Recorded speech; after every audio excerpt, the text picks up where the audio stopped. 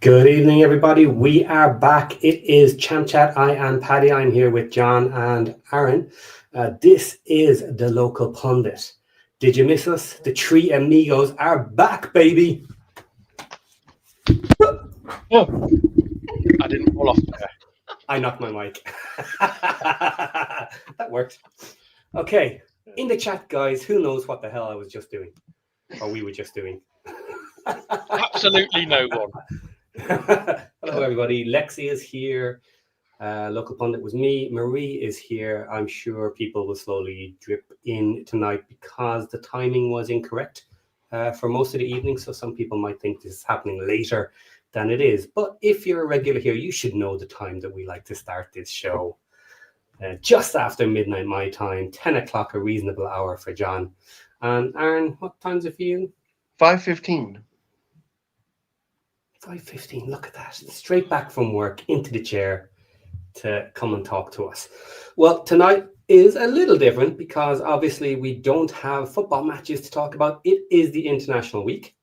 So we decided, or maybe I decided, whatever, but the boys are happy with it. We are going to discuss news from around the football world. There is actually some interesting updates. There is some news, and there is a big event happening this Thursday that people maybe should be aware of in case they say yes. If they say no, we will have discussed it in detail tonight, and then it won't matter because it's not happening. But them's the breaks, huh? So we'll have a nice old discussion. We might actually try and fix the whole world with our ideas if they would actually listen to us. But, maybe they do. Maybe they do watch us, just for fun to see what those idiots are going to do next. Right, so how is everybody? I'm absolutely knackered. So is Aaron, because Aaron's been sleeping in trees, or around trees, or lying in trees. What have you been doing? Yeah, sitting in trees, around trees. Yeah, in the woods, freezing, cold. Yeah, Just to add, that was by choice as well. Not that. Yeah, It's for fun. Yeah, believe it or not, for fun. But of course you got yourself a deer at the end of it. Definitely didn't. The deer win. 11 days of hunting, and the deer beat me. So there you go. beat by Bambi. Bambi wins. Bambi wins in this Disney show. It is what it is. But no, I had fun. Had lots of fun. Got to enjoy the great outdoors. So enjoyed that. Okay. So Lexi, there you go, Lexi. You need to find out what fun really is, Aaron. I like guns. I like shooting. It's Sean Deasy's got it. Busy looking for Bigfoot. Yeah, he was too embarrassed to tell the truth, so it was just hunting for deer instead. Yeah, hunting for deer. Hey, you know what? I wasn't necessarily looking for Bigfoot, but I will tell you, when it's pitch black outside and you're walking to your deer stand in the middle of the woods, you're looking around like, I don't know. Don't think he's real, but he might be.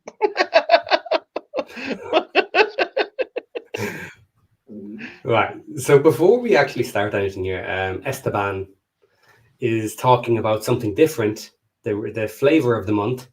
At Paddy Power, how do we get that parrot guy? We need him at Wrexham. He's unstoppable.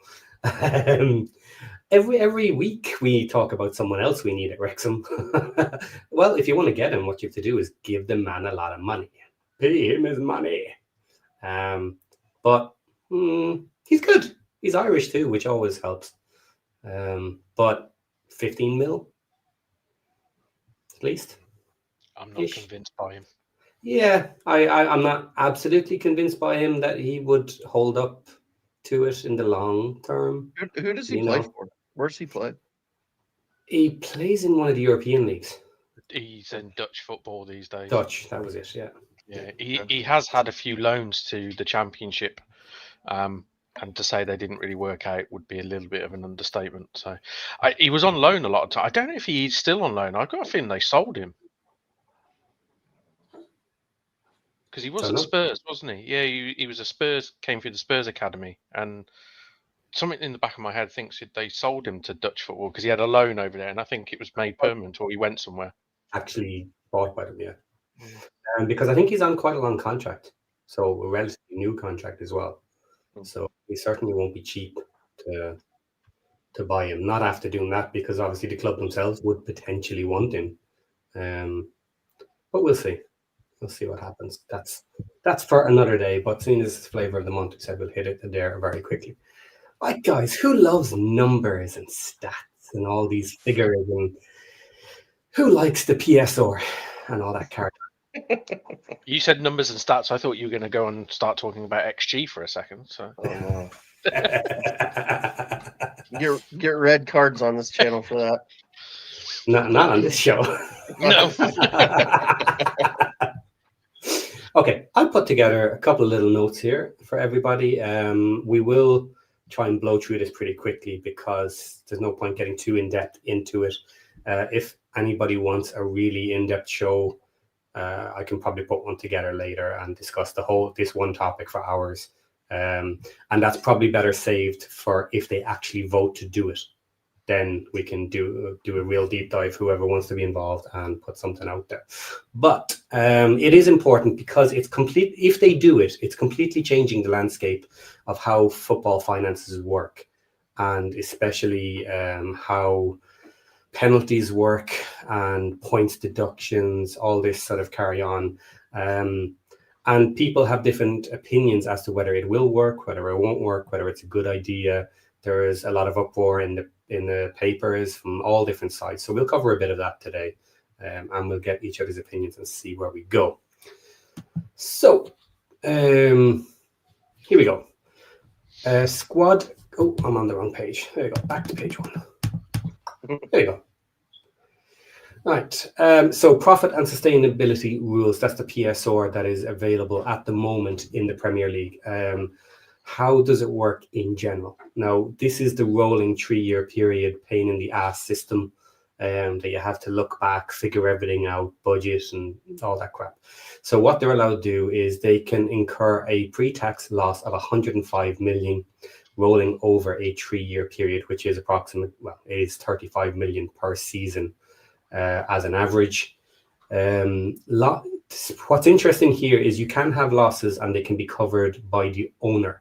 So not counting what the owner is willing to lose on top, you're actually only allowed to lose 5 million per season from your operating losses. And that's 15 million over the 3-year rolling period. Above that, you can lose the 105 million, but the other 90 million must be covered by the owner's capital, equity or loans from the owners. So essentially, he almost has to be willing to lose that unless he sells the club and the new owners are willing to pay him back the loans/debt that are owed to him. In a lot of cases, as we saw with Sheffield Wednesday, if you have loans outstanding to the owner, they're one of the last to be paid. So the owners have to be willing to kind of risk the loss of them if they can't cover them for the long term. So that's the way it is at the moment. So let's get your opinions. How do you like the system? Flaws, problems, what do you think? I've never really liked the system, but then again, I've never really liked PSR rules. But I agree something needs to be done about it because I think the current rules don't work. Now, I'm not saying that they're necessarily bad thought up rules. I think probably at the time they were pretty good, they're starting with a blank piece of paper. But I think the problem is with football finances, it's so variable and goes up and down and everything that these rules, I mean, how many years these rules been in place now? Is it 3-4 years? Is it? No, it's about 10. Is it 10? Yeah, it is. Yeah. So, but yeah, that's long enough to say that they don't want to keep them. I'm surprised they've kept them for that long, if I'm honest. But yeah, it's one of those subjects where I think what they have doesn't work, but what is the answer? I have no idea. Yep, that's where I'm at. I don't know what the better version or what other type of system could be done. Because I understand the point. of trying to keep things, affordable. I mean, to a degree, and not run your club into a complete disaster. Like, you know what I mean? They're trying to keep teams accountable, and I get it, but it does seem like the system is rigged for the teams at the top. It's hard to break into that. You know what I mean? When you've got teams that are, because they bring in, they're such big worldwide, your Man Uniteds, your Manchester Cities, the Liverpools, Arsenals, teams like that. They bring in so much money worldwide that they just have a leg up on everybody, and they're not, because of the way the rules are written, you're not allowed to spend as much as they do. And so is that fair? Not really. Especially like, say if you get a Saudi, billionaire or whatever, oil tycoon type person that's got more money than he's got sense and is willing to spend as much as he wants. I mean, I think it's the problem they're running into at Newcastle. Yeah, it's Newcastle right now. They've got the money; they could spend it, and they could be right there with all those teams, but they're not allowed because of PSR rules. So it's, how do you bridge that gap and make it? Yeah, it's tough. I mean, I don't know. It's a tough one. The big problem for me that I don't particularly like has simply been the amount of workarounds that people have figured out in order to break the rules, to fudge the rules, to play about with them. And the big one there as well is Chelsea, who decided to to sign long-term contracts for 8 years, whatever. I think it was 8 years was the longest, or certainly there was a couple at that rate. And then divide out the cost of buying these top-end players over the long term, which reduced it year on year and kept the rolling 3 years low. Now, it's particularly dangerous if those players don't work out. You have huge debts coming for the next 5-6 years if that doesn't work. But that's been changed. Every time a loophole comes up, then they change it. But that's the problem, is they keep finding loopholes. Right. Next up. So with the PSR, it's basically your general profit, but there are some exclusions in how they do it. So investments in infrastructure, youth development and academy costs, women's football and community projects, etc. They're the main exclusions from it. So the idea is they don't want to make women's football an expense which will hurt PSR, because then clubs won't invest in their women's team and build them up over time, which is needed. Similarly, with infrastructure, you want people to be building newer stadiums, better stands, stuff like this. So you can't hurt them by including those as well, to make you go negative in your kind of profits, which is fairly normal. But again, these were used to find ways of messing with the system by moving expenses into the women's football side of it. We're going to put some of the training expenses into the women's side, but it was actually the men training. No, all this sort of carry on of moving stuff around. So that's what was just a nightmare for me. Didn't Chelsea sell their women's team? Chelsea and a couple of other teams have sold their women's team to themselves. Yeah, to another company that they owned in order to make a profit. And that profit was put into their sustainability rules to stop them breaking PSR. It was quite a hefty sum of money too. 300 million or something. Yeah, it was something ridiculous. Yeah. Absolutely crazy. Yeah. Right. So next up, anchoring. So there are actually two elements to the new system that they're talking about. And one main element that they always mention, without going into details, is they call it anchoring system. So the way it works is simply this. Squad costs are restricted to 5 times the distributed income of the league's bottom finishing club.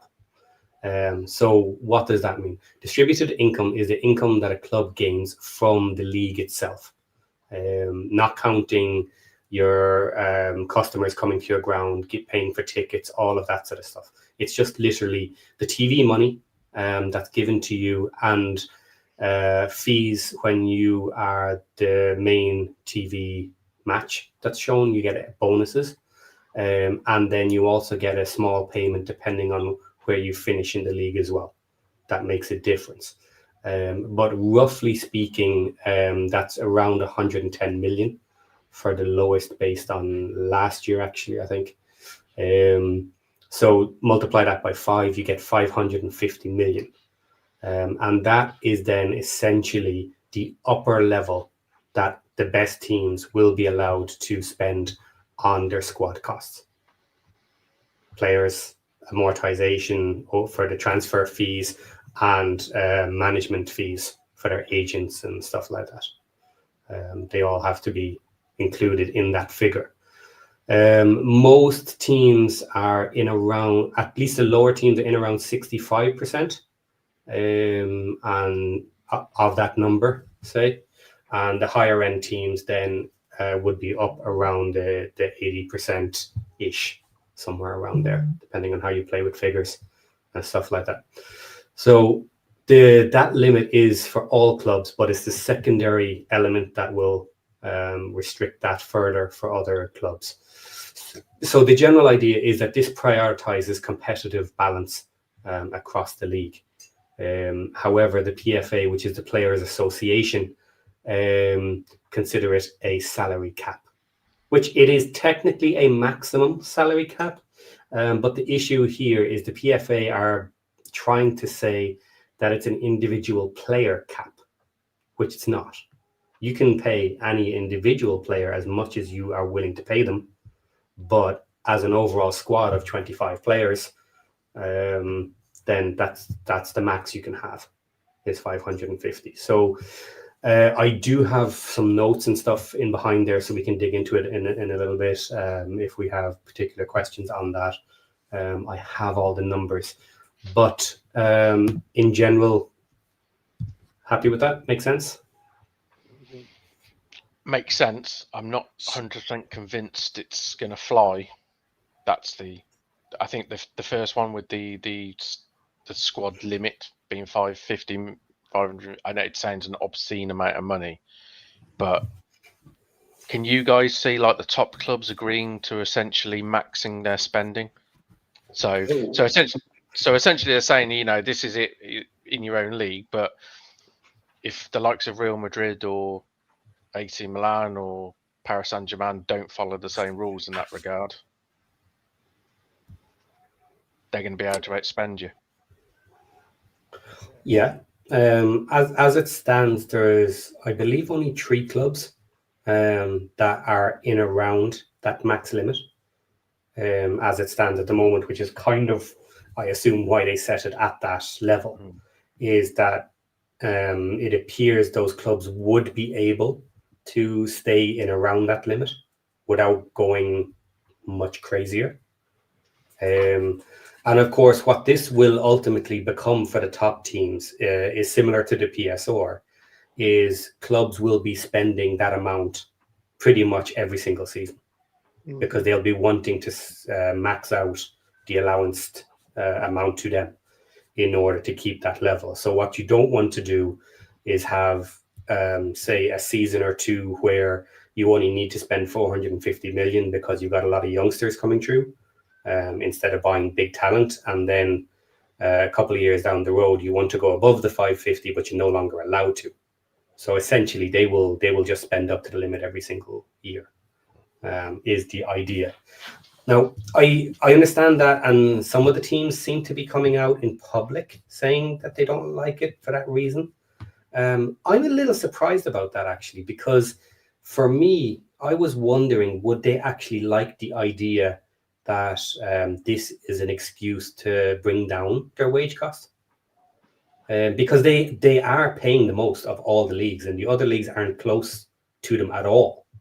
So they can afford to bring down the amount they're paying players.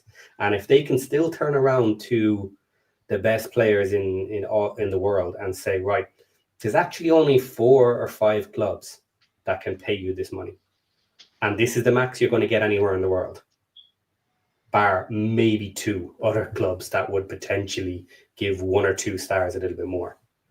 But that's it. So I'm wondering if a couple of them behind the scenes aren't actually saying, maybe we can make a profit here. Because the idea is, if you hit your cap, if you start making more and more revenue, and you're not allowed to spend more on your squad, that's more profit for the owners. You know, and they can't be given out to by the fans saying, "Oh, you didn't spend enough." I spent the cap. I spent the cap every single season. Yep. So if you're a profitable company, you can actually start taking funds back out. Well, go ahead, John. No, go. I was just going to say that's exactly why NFL teams are so successful. They bring in so much money. And if they had a system similar to what the Premier League has now, they'd be spending a hell of a lot more money on players. But because they don't, and because they've got a salary cap system where there's a cap, that's what you hit. Everybody spends that. It is what it is. It leaves all that extra money that they bring in, instead of paying players more money to get the best players, they know they can only spend the cap, so you get what you can get. And then everything after that is just, money going into the teams. That's why, NFL teams are so profitable. Even when some of them are, I mean, you see some of the games and, I mean, they barely fill half their stadium. You know what I mean? And it's like, how are they making money? But it's just because of the way it's set up. They make a ton of money because, for one, the TV rights is huge. It's in a different stratosphere. But on top of that, it's just the fact that they don't have to pay. There's I mean, you're certain players get a hell of a lot of money in the NFL. Don't get me wrong. A lot of the players do, but it's still capped, and it's capped at a low enough level that the teams can profit ungodly amounts of money. And so I think I understand what they're trying to do. And here's the thing with the NFL. The one thing with the NFL is you usually now, occasionally you get some odd, teams that are managed to outperform this, but generally there's a lot of turn in the NFL as far as the teams that are at the top. So it's, sure, Tom Brady, when he was at the Patriots, they were one of the best teams every year because he was the best quarterback in the league. But you would have teams that would just, one season they're in the playoffs, and the next season they are nowhere. They're one of the worst teams in the NFL. And then with the draft system and everything, they're able to draft well. The next season, they're right back in the playoffs. And you get this churn where you generally don't have one team that's always the worst team in the league and one team that's always the best team. And, like that, there's a lot of back and forth, which I think a lot of people like for I think my battery's going dead. A lot of people like for that's why not plugged in. A lot of people like that for, competition wise. They like, you don't always want the same teams at the top. So like in the Premier League, you've got the top 4, the big 4 or whatever, that generally there's 4 clubs that are always right there at the top. So something like this could possibly change that. You know what I mean? It gives teams like Newcastle a chance to catch up. You know what I mean? Where they've got the money, they could spend. You know what I mean? They could spend to that cap because they've got the money. But it's it's interesting. It's an interesting idea. I understand why you'd want to do it. I wonder if it's doable because things are just so different. But as from an American perspective, I totally understand like what they're trying to do. I get it. I think the big thing is, the big difference is with the NFL, for example, there's no competing league, is there? There's the NFL. Yeah. So you can essentially set the rules you want. So because they're not going to go anywhere else. Yeah. I think the biggest thing which I see is I respect like the 550 is an obscene amount of money. But the honest answer is, in football and football finance now, that will not be an obscene amount of money in 10 years' time. And I think the problem you've got is, at the moment, the Premier League is the big beast and the highest earning league and the most expensive, blah, blah, blah. The clubs won't know what it's going to look like in 10 years. If they put this cap in there now, and for example, in say 6 years, other leagues are starting to spend more money. Well, the truth of the matter is, the best players in the world are not going to come to the Premier League. They're going to go elsewhere and earn more money, because that's just simple economics. And I think that's the thing that will put pay to a lot of this, is you'll get the Man Cities, the Man Uniteds, the Arsenals, all these big clubs, which will say, oh yeah, at the moment it's the gravy train. But a lot of them, I mean, they ain't daft. They've got a lot of people there, you know, even though they spend stupid amounts of money on absolute rubbish players at times, they will sit there and go, we don't know what the landscape's going to look like in 10 years' time. Can we really put ourselves in a straitjacket which says, oh yeah, you know, for the next 5 years it'll be fine and nothing will change, but after that, if the Spanish league suddenly becomes, you know, more attractive, or the attack, you know, whatever, they're constrained then, and all of a sudden they could have 5 or 6 teams in Europe start being able to outspend them, and then all of a sudden it's like, well, your rules are broken. And then the problem is, changing it back would be even harder, because you've probably got, shall we say, the bottom end of the Premier League, which are probably thinking, well, actually, we've never been closer to the top, so no, we don't want to change anything. And then you lose your competitive edge as a league.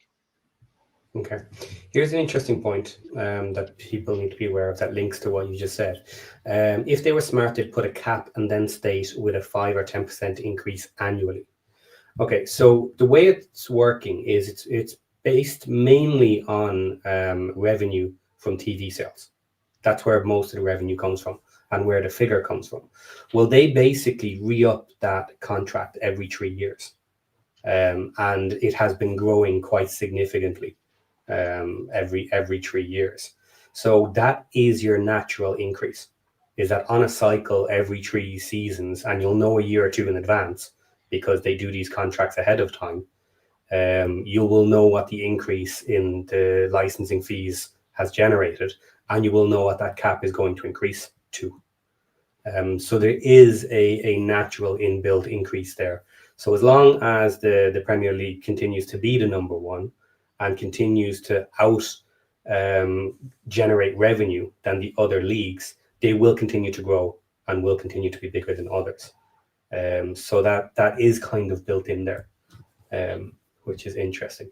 There was also 2 other questions here I'm going to bring up before we forget. Okay, so the teams that are currently over, do they get grandfathered in, or do they have to drop players? If you are currently over, basically you'll have to put a plan of action in place to reduce your costs over the next few seasons or what have you. But there is an idea there that they're going to put in no penalties in year 1 unless it's a massive overreach. So they will allow some overreach in season 1. That is as well for new teams who are on the lower end, who might kind of go over by trying to build a team or what have you. And we'll see that in a moment when we switch to the second part, because the second part is more relevant to the lower teams than it is the higher teams. The anchoring is most important for the big teams who are at that upper cap already. Okay, then Lexi here. Her question is, why is fairness all of a sudden an issue? Have lesser clubs filed complaints? Why are they doing this now? It's always been a kind of, where we want to be fair, but the upper teams were just doing whatever they wanted. It was called fairness rules, but they never have been particularly fair, or I don't believe so anyway. So that's kind of half what I sort of half agree with in a way. It's ever since I've been a kid watching football, so we're going back 30 plus years now. The big rich teams have always bought the best players and won things. That's kind of how football works. So I do kind of half sort of sit there and go, why is this suddenly a big issue now? And the main issue is because there's a huge disparity between sort of the very rich clubs and they're not. But then again, it's all in context, isn't it? You know, as my dad always likes to say to me, you know, the biggest and best clubs have always bought the most expensive players. The only thing that's changed in over 50 years of football, he says, is the amount of zeros on price tags. The fundamental business and how football works it's never changed. Okay, here's a question. If they brought this in, and if it in theory worked, where the bottom end started to increase and do a bit better because they could spend a bit more on players, they could get a better team, which then led to a closer division between the top and bottom of the table. Not exact. I'm not saying even across all of them, but just closer. Do you feel that would actually drive the Premier League as the best team for football, or the best league for football in the world, and higher revenues for TV if it was even more competitive than it is now?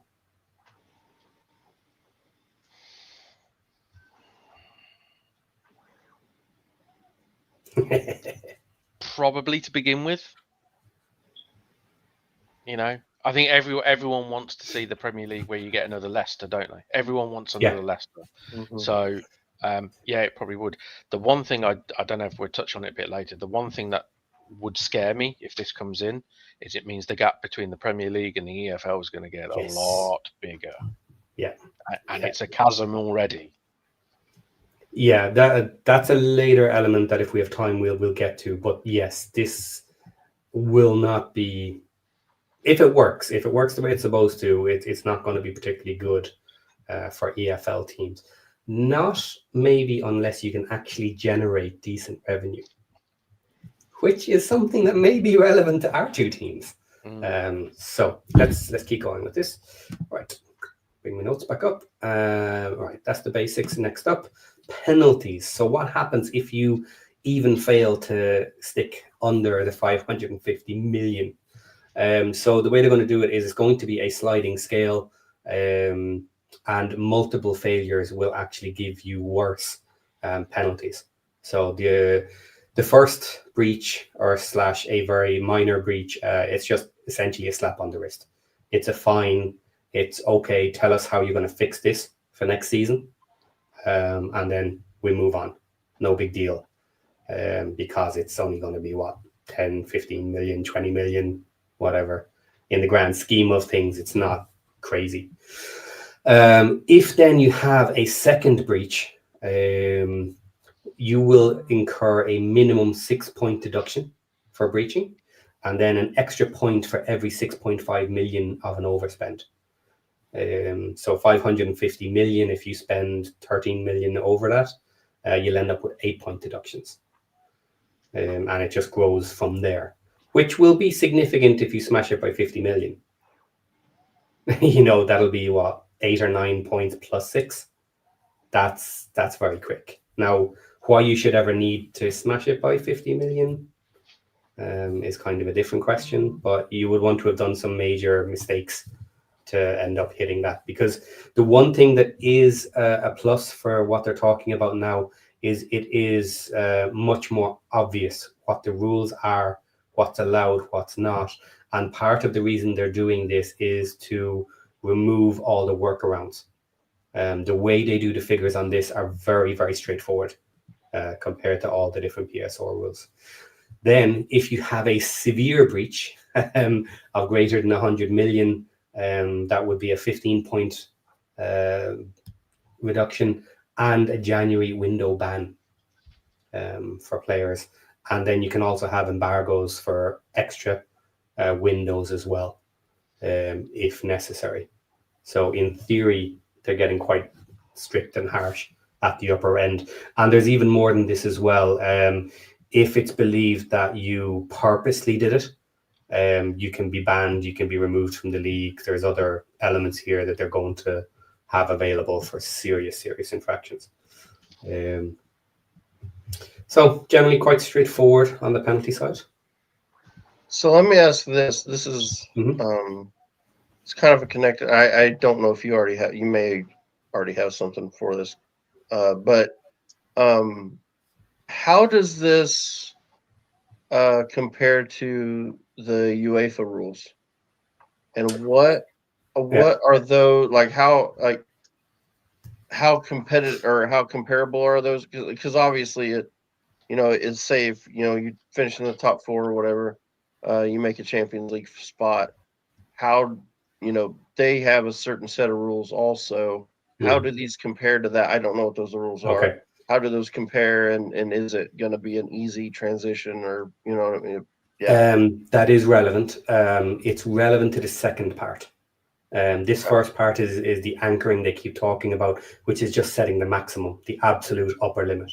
The next set of rules is for the different variations of club, how much they are allowed to spend. Because here's a question that I had immediately before I realized the two things were actually working together, is I thought potentially this allowed a new owner to come in, buy a club, and if he has the funds to just invest in his club and start spending 550 million, the same as the big boys. That's not what's happening here at all. Okay. So this is part one. That's where I was at. That's what I was thinking. Okay. Yeah. So this is the upper max. Part two is where it links to UEFA. It's similar, and they will be much closer together, which in theory will help the upper teams who have to deal with UEFA and having a second set of rules for them and European competitions. Right. So the next major part is squad cost rules. These are similar to UEFA squad cost rules as well. So this is kind of where it comes from.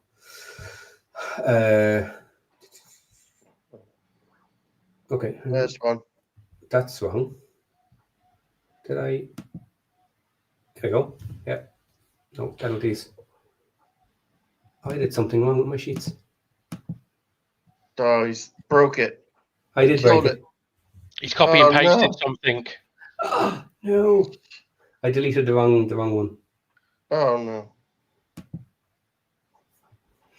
Okay, so the way the squad cost rules work is they take your revenue before taxes, before you take away any of your expenses. Your expenses as a club almost become irrelevant. Okay, it's literally how much money you bring in that is important, which is a much simpler figure to figure out because you don't have all these adjustments. And then based on that income, which includes everything the Premier League is giving you, plus then what you earn from your stadium, from your fans, all of that then gets included. And you are then permitted to spend 85% of that revenue on your squad as well. So this is your secondary limiting factor.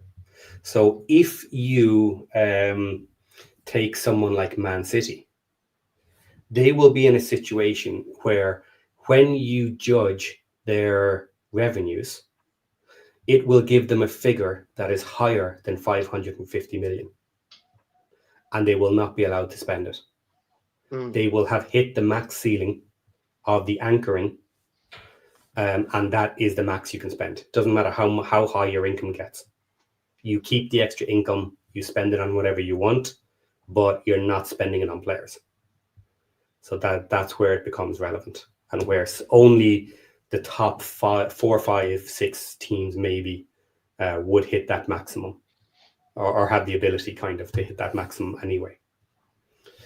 So if you're someone like, let's say, Wrexham or Birmingham, and just use some round figures, let's say you're getting 100 million from the TV revenues and that side of it, and you're coming in with 50 million from your own revenues. You're at roughly 150 million, and then 85% of that is what? 85 plus 40, 100, about 130 million.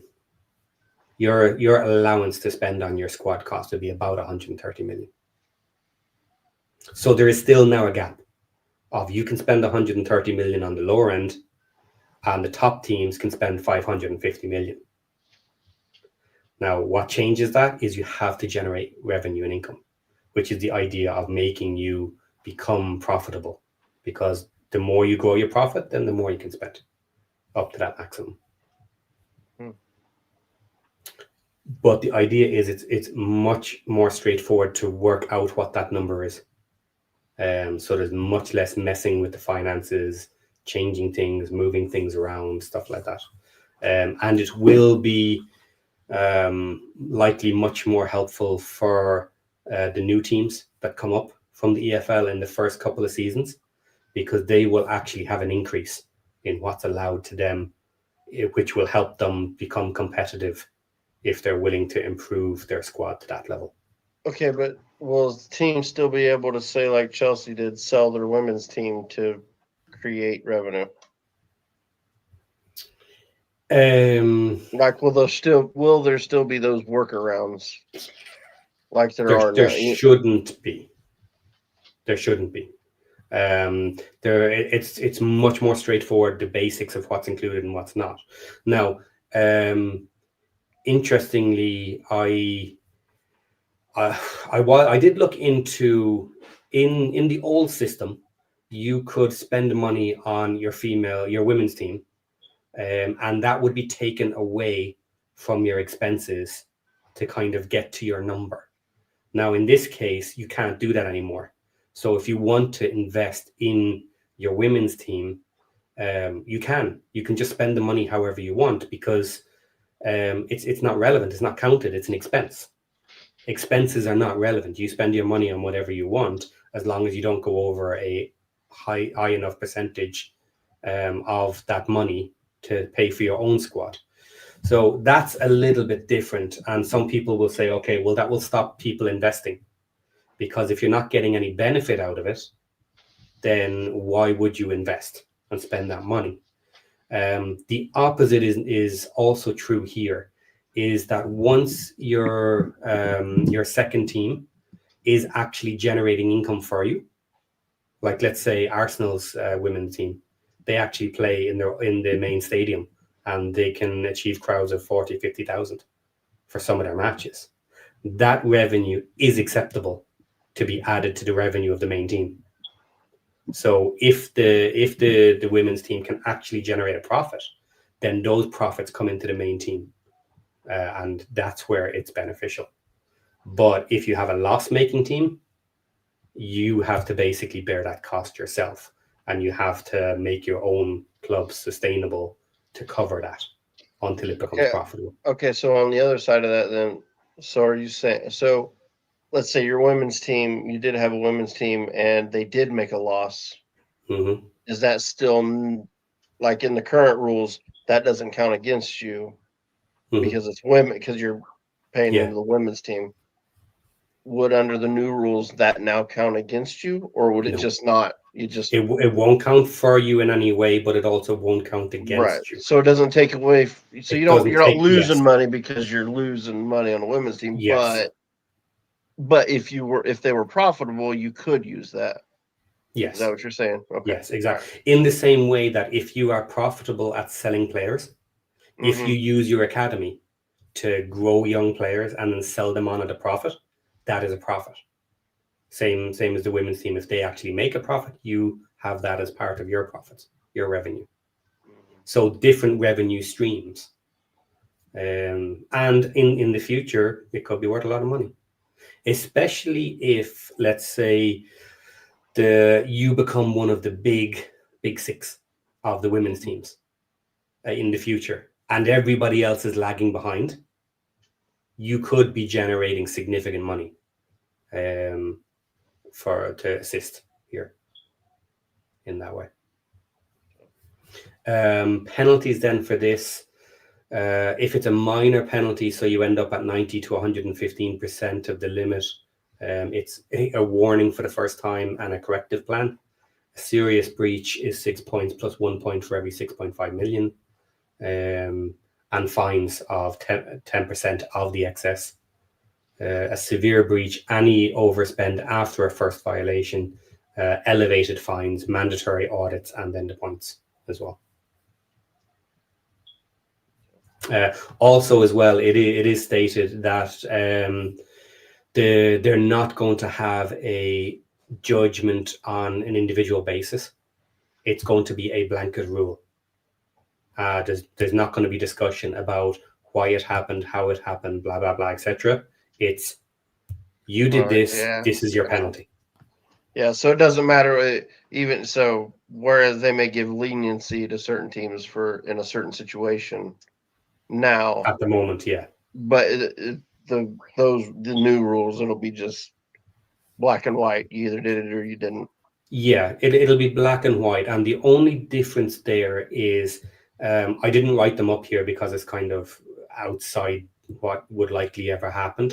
But if they believed that you purposely were lying, cheating, editing your accounts, or in some way, there are extra penalties, including throwing you out of the league. So there are additional punishments that are unlikely to ever be needed, but they would be there. So in theory, there's none of this trying to fake stuff anymore. We only need basic figures. In theory, also, they should be able to monitor this on a more ongoing basis because they don't need full sets of accounts. They only need basic figures to be passed by the clubs throughout the season to show that they're roughly in line with where they're supposed to be. And then after the seasons, they can actually get the full accounts, do a quick audit, and say, yes, you're very close, or what have you.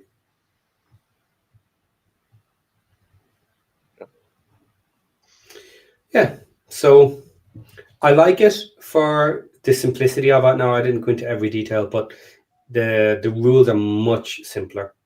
You can tell by what's written that they are trying to avoid all of the nuance, all of the gray areas with it. They're just taking the starting figures like before taxes, expenses, all this, the gross incomes, so that they're easy figures to get, and then it's up to you to look after your club.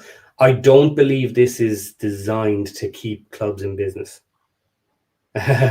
Like that was what people were saying about the old rules and stuff like this. Oh, it will drive people to do things correctly and to look after their club, and they shouldn't go under.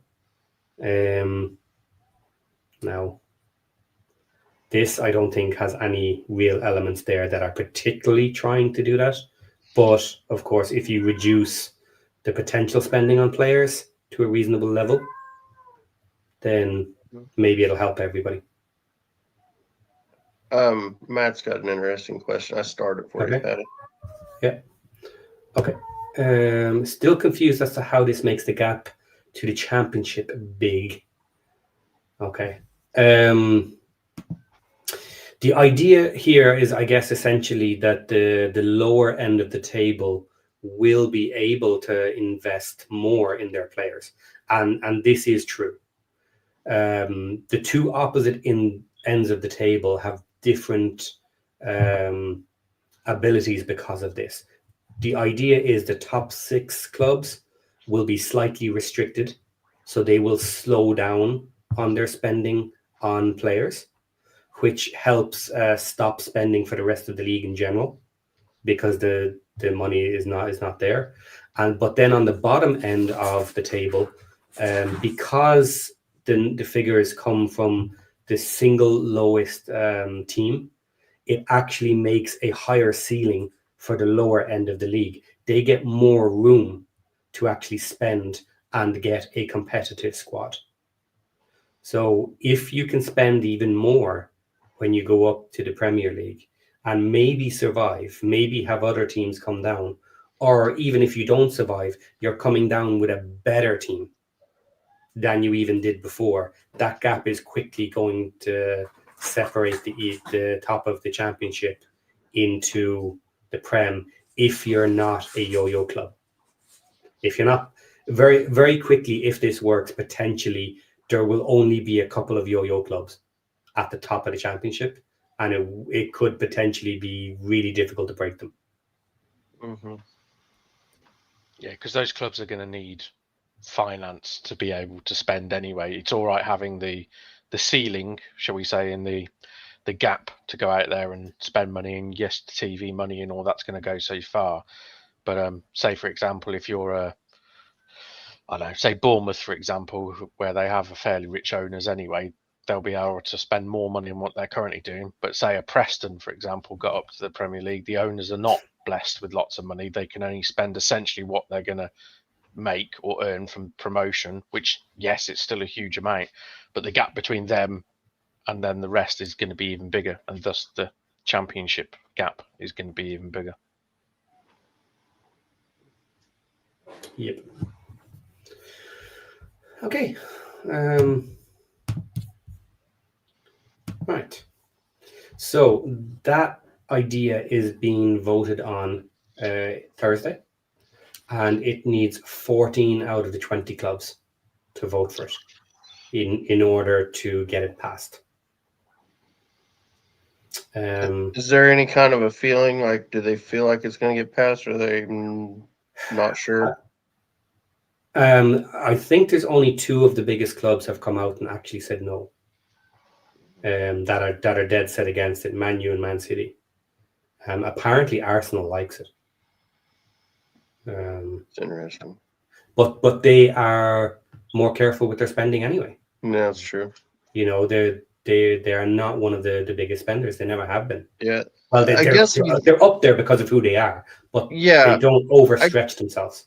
Yeah, I guess if you're a team that was maybe, a team that's right there, but maybe can't quite spend what the Man U, Man City, some of those teams can, I wonder if Liverpool would like this. I wonder, because I don't think they spent a lot of money this summer, but generally I don't think they're not spending as much. But I wonder if that does kind of close, not that there's a huge gap, but close a little of that gap at the top even. Mm-hmm. So maybe you get sections of the league that tighten up, Yeah, they are actually running this system in the background. Hidden, doesn't count for anything. Yeah, just to see. But they're already kind of running it with all the clubs to show them where you would land on this scale. And Liverpool has actually breached it. The upper anchoring, because they made a significant investment recently. But generally I would think they wouldn't, because also they're a little bit more careful. And I'm sure some of those teams that are just maybe a little bit more careful, like I said, you just can't have a massive single season that kind of pushes you up and over. You would have to be a little bit more careful in upgrading every single year to keep it balanced at that upper level. I wonder how many of them would vote for it who are close to the current PSR limit in a sense of, let's vote for that because that solves our PSR issue, because the figures suddenly will look better for them in that regard. Who you got in mind there, John? Got anybody in mind? Who you got in mind? Our neighbours being one. Well, the league in general, and I suppose the teams that are involved in it, don't want penalties. You know what I mean? They want a system that works well enough that everybody can stay within it without going over. And everybody, I'm thinking it'll pass. And I think it'll pass because PSR has been so broken. There has been so many recent issues with people cheating it, with them changing the system, always changing the rules every time someone cheats. I think it's broken from that respect. And any of the teams who have received fines and penalties I think they'll vote for it, because I think this looks better for not hitting fines and being very clear and very straightforward with your costs. This is, in my mind, this is much, much easier to budget for. Much, much easier to budget for. Because there's a lot less guessing in how much income you're going to have. Yeah. Because the number is based much more on the actual income you're getting from the league. Yeah. Than your other income. So, and on the lower end, they're allowing you to spend more. How many owners out there? How many owners out there do you think will be worried by it in the sense of, from a perspective from a fan base? Because if, like, say you, I don't know, say the cap is what 550 or whatever it is, Mhm. fans will see that as that's what you should spend because that's the limit. Mhm.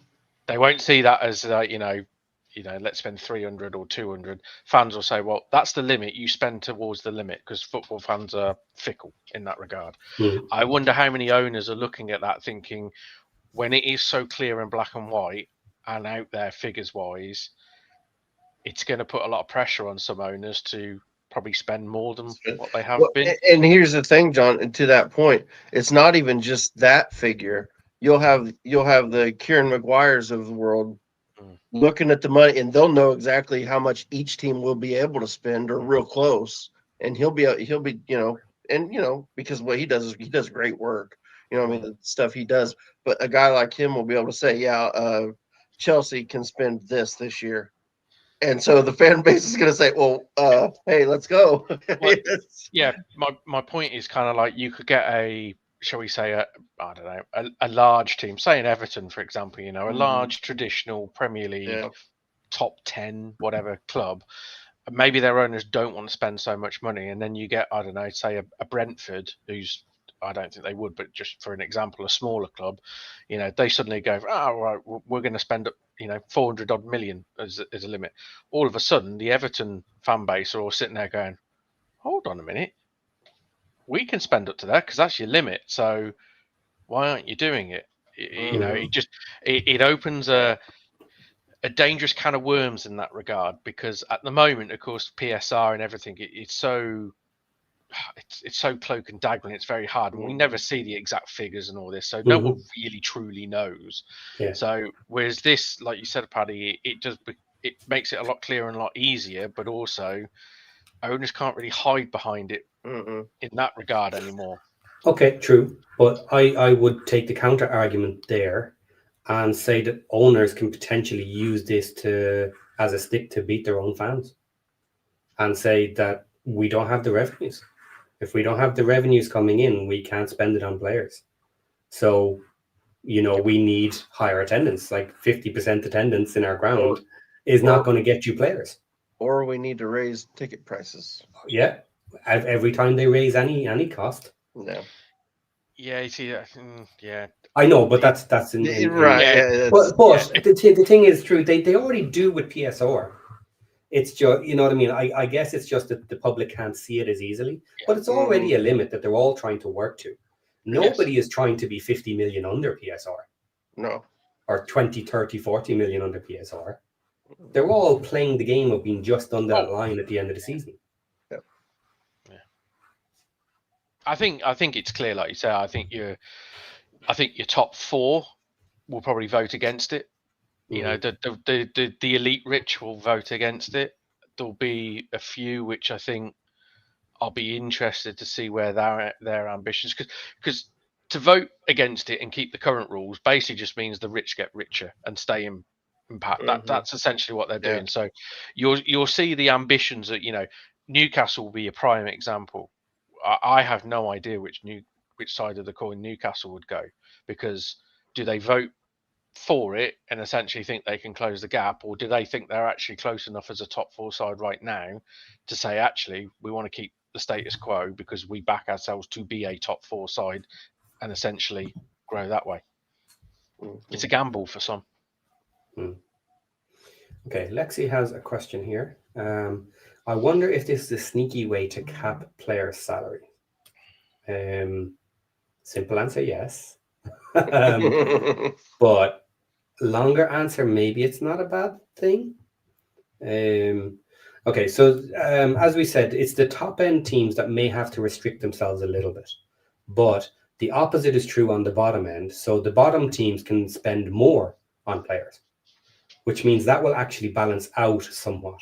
So I ran some numbers with Grok earlier, and basically it ran through the expectations of different teams and who would be able to be increased on their player spending and such. And it was estimated that there would be a 10% reduction-ish, maybe somewhere around 10% over every team in total. and the entire league spending on players in order to kind of come to this natural limit. But of course, in 3 years' time, it'll increase again. So, but does that? I'm trying to think how I want to word this, or how to correctly word it. So would that give? So let's okay. Yeah, maybe it's easier just to give an example. So let's say Man City or whatever, they've hit their limit. They can't, so maybe they don't re-up some players that that are running out of contract. Somebody that they would have offered a contract to, now they're okay, we're not going to. Great player, high end player that generally would only play for a top 4 or 5 Premier League team, somebody like that. Does that now give the opportunity for a player like that to maybe play for a mid-table team? For maybe one of the mid-table teams decide to shell out a little more to get because they can afford to do a player at that level. They can't do a whole squad of them, but they can maybe do one and bring a player like that down. And so maybe it makes the league more competitive that way. Is that is that something that's been talked about? Is that, see what I'm saying? Yes, and that should, in theory, naturally work the entire way down. Yeah, exactly. It just trickles. Slightly different trickles down. So so let's say Man City and a couple of others look at their costs and say, right, we can basically have 4 players on 50 million costing or whatever it is, and then you go down the league, and then the next team can have 2. The next team can have 1 at that 50 million level. Right. Well, now you have choices. And here's the thing: if all the teams can offer the same money, let's say 5 teams want you. Now you're in a position. Okay, I can't get any more money, but now it's about who is the best team. Which team do I want to go for? Yeah, where do I want to go? So it may stop the financial element. Okay, I have achieved enough that I'm good enough to make the top end money, whatever that is. Another area I think it may actually kind of hurt for individual players is demanding massive increases once they've been there for a couple of years. These sort of, you go from 75,000 a week to 100,000 a week to 175,000 to 250,000. At a certain point, it will be, no, you're maxed out here at 200 grand a week. That's the upper threshold. And if you stay with us for 4 years, you're going to stay on this money. You're not going to be able to come to us in 2 years' time and demand another 50% on top of your wages, because we're going to say no. And then your choice is to go somewhere else where they won't pay you the money you want, or stay here with us on this money. I think Matt just answered his own question from earlier.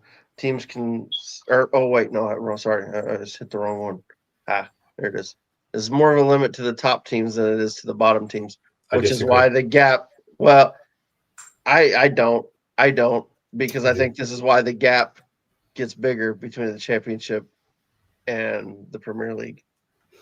PSR, as it currently stands, it really hurts new teams up to the Premier League, because not only are they not on an even playing field to start off with, but PSR will go back and look at the previous seasons in the Championship, and you get less allowance because you were in the Championship. And actually, if we went up this season, if we snuck into the playoffs and won our way through, we would be on the lowest PSR pretty much of anybody ever, because we would have 1 year in League One, 1 year in Championship, and then up into the Prem. Luton had it. They were under real financial restrictions. Now, they didn't have any money to spend anyway, so it actually didn't really hurt them. But any other team that could actually, find some money and buy in players, it does actually hurt them in that early stages. It's just a question of how much money do you have. And I see. I misread his quote. I thought, that's why I was confused. I thought he said, this is, and now I'm reading it again. I thought he said this is a more of a limit to the top teams than it is to the bottom teams. He said than it is to help the bottom teams. Yeah, I misunderstood. Yeah, I misunderstood Matt there. Okay, so I'm with you. Yeah, I agree with you. And I understand, Patty. Yeah, I read it wrong. I was like, what? Yeah, gotcha. Well, there was another one I started too. I'm a fan of it personally, and I will say I do believe a lot of the top end players are paid way too much. Now I know there are owners skimming everything off the top and not investing in the clubs and stuff as well. Like the idea of Man U, the way they just keep taking out more money and putting loans and stuff on the company, on the stadium and the team, knowing that in a future point someone will give them 3 billion for it. You know what I mean? With the debts and all this sort of carry on, that's how they're taking the money out. They're pretending they're not making profit, but they are making profit. I would prefer to see Man U taking out 300 million, 400 million every season as profit. I've no problem with the owners actually making a profit, but I know at some point the fans will be upset with that, but it's a business. At the end of the day, the company should be able to make money without going down this road of kind of taking loans and putting stuff financially on the books to make it look good for the fans. Oh, we're losing money, we can't buy players, and blaming PSR and all this carry on. But the top end of players, I think, are paid too much, and it should trickle down to the other players. Here's Matt's got another question here. So do we see these rules carried down to the EFL if passed to solve the large gap? Okay. Something will have to be done to look at that. The problem is I don't think you can implement a similar system because it's based on TV revenue. And the EFL simply doesn't have it. Like, what are you going to do? Give 10, 15 times your revenue? Because what? It's only like 10 million-ish you're gaining from TV revenues per club. So what? I suppose, do you know what? Saying that, if you multiply that by 5, you got 50 million to spend on your team. Most teams would actually be able to live with that. Not all. You'd have to figure out how the upper end deal with that. But here's the problem: teams coming down. Teams coming down would be screwed by it. That would be the issue. Yeah, they wouldn't be able to get down. A massive issue. Honestly, the way to deal with it might be get rid of. I mean, I don't know. I haven't thought this through, so maybe there's other things that could cause bigger problems. But do you almost go to a more should the championship go to if the Premier League went to this? Should the championship go to a rule set more like the League One, League Two rules, where the owners can spend a shitload more money to, you see what I'm saying? So the losses aren't. It's not about the law. Exactly. Allow them to invest to prepare themselves for that jump if they were able to make it, which would actually kind of solve the issue with the teams coming down too. It'd never pass. I totally agree with what you're saying, but it would never pass because realistically, 80% of the clubs in the EFL don't have owners like ours. So yeah. Well, but okay, let me ask. This I don't know, because that would be a championship rule. Would that be a team? Would only teams? Who would have the say on that? Like, who would? Is the all the teams in the EFL vote on that? Even though it only affects. Well, they're a group. It affects all the leagues. But but if you were saying if you wanted to just change it for say just the championship, it would be down to a vote and. Yeah, but it would be a vote for all, and if they thought it was worth doing for a single league, they can vote it for a single league because you do have different rules at the lower end. So you could, if you convinced them it was the right thing to do. Well, they just passed those rules for League One and League Two, though. I mean, because those just got changed recently, right? Yeah, because of us, because of both our clubs. You bastards. And you. It was your spending in League Two. That's what I mean. It's Yeah. the Okay. problem. I agree, but you're always going to have the problem where you're going to have clubs like your Millwalls, like your Prestons, like your not Bristol, but clubs like that, which have always have built up and done it sort of the long-standing way. They're never going to vote for allowing a rich owner to come in and essentially blow a lot of money to chase the promised land, like we both have. And there's too many of the Bristols and the Millwalls that you would never get a vote passed because it wouldn't. It's turkeys voting for Christmas, isn't it? They're not going to do it.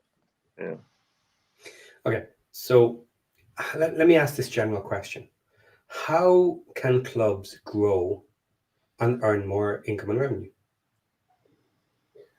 Championship and down, all of them. Like, we want to grow this. We want to get closer to the Prem without the obvious one of someone buys the club with a lot of money and invests a lot of money. Okay, that's an answer. We can allow that to happen, let's say, and maybe some teams will do that. Okay, but in general, how do you go about increasing the whole league and kind of getting teams to prosper and make money? Is it possible? No. Or are they just so badly run? Why are they so badly run? Why are they losing money? The problem is the whole PSR, football finance, everything revolves around revenue. That's it. All revolves around revenue. And the honest answer is there aren't that many clubs out there which can generate large amounts of revenue. There's a few lucky ones, but I'm talking outside Premier League. Yeah, there just isn't an interest there. I mean, we're lucky. We're building that sports quarter, and that's going to have stadiums and things and all that. And that's rumored to, once it's been built, will make the football club £370 million a year.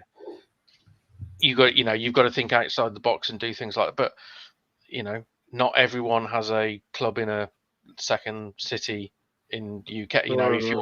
If you're I don't know, Swansea, for example, or Cardiff, or how on earth do you do something to I don't know the answer. And that's the thing. It's because it is they solely sort of revolve it around revenue, and the revenue in the lower leagues is so limited and low compared to your Premier Leagues and stuff, that maybe you need rules that don't look at revenue, but then they cease to be financial rules in that. I don't know the answer. Okay. It's interesting. I was just thinking about the issue with the teams that get relegated out of they'd probably, and I don't know how this works, they'd probably have to make the parachutes bigger. And is that just a Premier League thing? Because the Premier League's paying the parachute? Does the EFL have any say in that? It's mainly a Prem thing because it's their money. They have to agree to it. But I'll bring that up in a moment because that's an interesting point, and it's kind of on what I want to say. There are some basic parachutes down the other levels, but no one ever talks about them because it's so small. It doesn't really affect anything. So I'll answer my own question, and I think there's one way, and it's been proven by the Premier League, is the way you earn more money is by your TV deals. All the Prem teams make the majority of their income, even the big ones, from the TV deal. And from winning the league, which essentially comes from the TV deal because it's divided out with a certain percentage for the winners and everyone divided down the league. So the only way for the EFL to get closer is to make a better TV deal. But the TV deals are getting so big and they're increasing so much for the Prem teams, you're never going to catch up. Not really. So here's where I'll jump onto a different topic that we're going to do that I was actually thinking we're going to skip, but it works in here. So the Prem and the EFL agreements and the new regulator is where this is going to come into play here, because the Premier League is not agreeing a new deal with the EFL until they figure out exactly what's happening with the regulator. They don't want to give a good deal to the EFL. And apparently this is some of the American owners that say, why on earth are we giving them any money at all? They're not part of the Prem. They're a different group, a different company. They should stand on their own. For anyone who doesn't know, the EFL turned down 20% of the revenues from the Premier League when they originally started, and they said no. They're kicking themselves now about it, getting closer. But this is what they're hoping the regulator is going to do. The big disagreement between the Prem and the EFL is how much money the Prem should be given the EFL to support it, because these lower leagues are ultimately supporting the Prem teams with players. They're doing all the early work, the donkey work, and the best players are making their way up to the Prem. So they're hoping that the regulator is going to say, okay, guys, you're going to have to take 20% of your profits or whatever the number is and give them to the EFL to support them. Now, that could be absolutely massive if they go to a large number there. The EFL may be happy and say, yay, we can steal a load more money from the Prem. I don't think the Prem will accept it. If anything big comes from them, I expect them to turn around and say, do you know what? Cut them off. EFL is not going to be part of the Prem, and they will just start adding their own leagues. And you'll have a Prem 2. And ultimately, I think in that scenario, if the Prem cut them off for a couple of years, let's say they said, okay, we can't do an agreement, we're not giving you 20%, we're going to stop relegation for 2 seasons, and then we're going to start the Prem 2. The clubs in the top end of the EFL know, okay, you've got a choice to make. Are you going to leave the EFL and join Prem 2 because we're taking 20 teams? Fight amongst yourselves. Who wants it? And then they'll take over PL2, and then the EFL will die, and they'll have PL3, PL4. And they can then put a sliding scale that suits them across all the leagues, and they can do a massive TV deal, and they can work it that way, however they want. But then they'll have control of it. And I think ultimately that's the way it's going to go. They'll eventually turn around and say, no, if we're going to do this, we're just going to have control of it. Why are we going to give you money to do it? We'll just do it ourselves and control it all. Is that where the regulator steps in a situation like that and forces a deal, basically? Well, can they? I don't know. I'm still not clear on what they're allowed to do. Question. Can they or can they not? The regulator will have a lot of powers, but ultimately, I think if they get taken to court, it will go to court on these, and we'll find out what's legal and what's not. And I don't see why the Premier League can't ultimately turn around and say, okay, we're just not going to deal with EFL Go. They can cut them off and have no relegation. Mm-hmm. Players will still leave the EFL and come to the Premier League if they're good enough.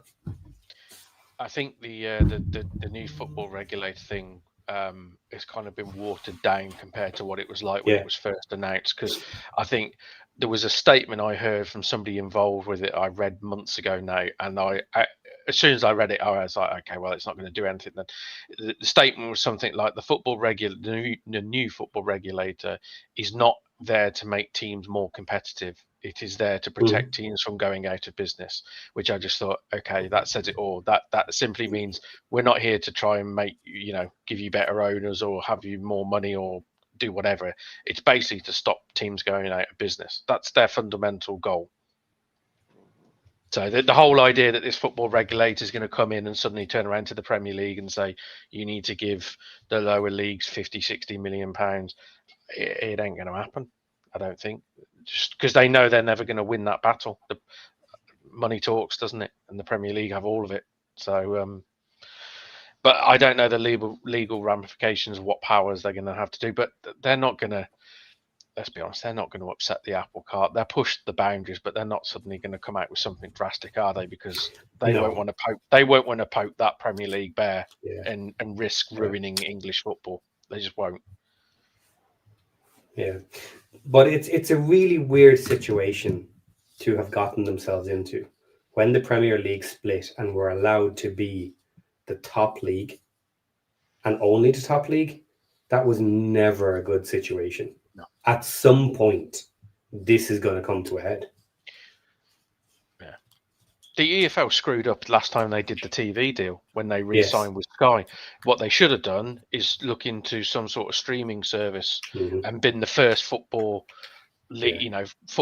leagues in Europe to do something like that, and sold the right, and they would have made so much more money, and the TV, it would have been so much more.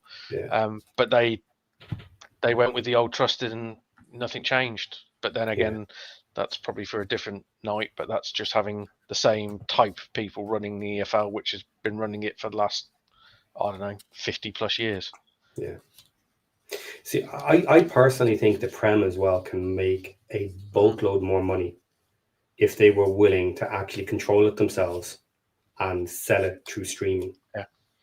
And there are ways of doing it through streaming and also selling into the local markets. You can do that. You don't have to be exclusive. But what you would be changing is the local markets would no longer get exclusivity, which they're getting at the moment. When they buy the rights, they're the exclusive partner for that region. Whereas I would say, do it the other way around. You do it, you sell packages to anybody you want in any country, and then you sell packages to the local providers, but it's going to be much cheaper for the local provider because it's not exclusive. People in your country will have bought packages, and they're not going to go to you on Sky or ITV or anybody else to watch it because they've already paid for it. They paid for every single match. They can watch every single match with every single team if they wish to do so. But in theory, that can work out well for everybody because a lot of local providers could actually take on a lot more football because it's cheaper for them. So they can get the content, they can get the hours, they can get the ads. Okay, there might be a little bit of a reduction, but then you play it at different hours. Some of it is live, some of it isn't, whatever you want. And deals can easily be done there.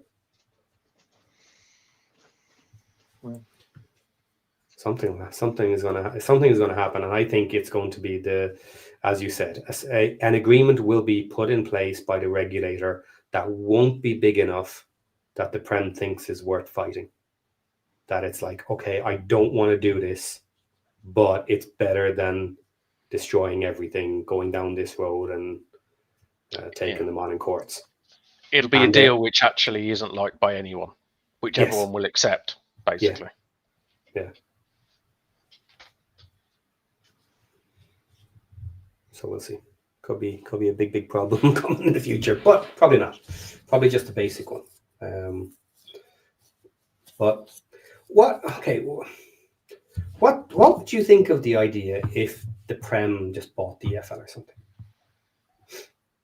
and amalgamated it? Let's say, did some deal, went to the regulator and said, "Look, let's stop this carry on. It does not work with two different entities. Talk to the EFL. We want to take you over, essentially, roll you into one big one, and figure out how to make it fair from there." Problem is, fundamentally, it's flawed, isn't it? Because the Premier League would say having two entities does work because the Premier League are so powerful and so rich. So in their world, it works perfectly, doesn't it? I think the problem is with that is the Premier League are never going to be interested in the proper lower ends of the football league. That is fun because it doesn't make money, does it? It doesn't sell. But it could. I personally think part of the reason it doesn't sell is because it's not packaged with the Prem. Yeah, but I don't know. I just can't imagine there's a lot of interest for like Crawley versus Shrewsbury, for example. And I think the Premier League kind of know that, so they're quite happy. I mean, I'm sure, in all fairness, I'm sure there's tons of teams in the Championship the Premier League would love in the Premier. In all honesty, they would never publicly say it. There's probably a lot of teams in the Premier League they would happily let go down the leagues to bring some of the teams from the Championship, some really big, traditional. They would want them back with the fans and because the Premier League want grand spectacles, don't they? They don't want they don't want 10, 15,000 at Bournemouth on a Friday night against Crystal Palace. They want 40, 50,000 fans, big stadiums, So I don't know. I could see the Premier League doing something like a Premier League 2 eventually if it made financial sense. I just think below that, I can't see it.